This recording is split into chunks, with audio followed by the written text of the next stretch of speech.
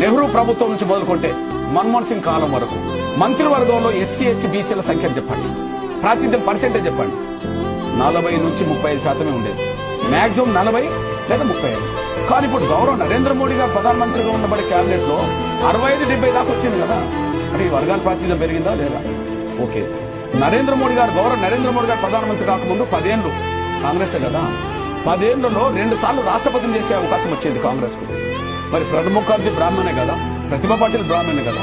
ఒక మహిళను చేసినా మీరు అగ్రకులాలనే చేశారు, ఇంకోని చేసినా అగ్రకులాన్ని చేశారు. గౌరవ్ నరేంద్ర మోడీ గారు కనీసం 2 సార్లు రాష్ట్రపతి చేసే అవకాశం వచ్చినప్పుడు ఒక దళితుడు రామనాథ్ కోవింద్ చేశాడు, ఒక గిరిజన మహిళను ముర్ములు చేశారు కదా.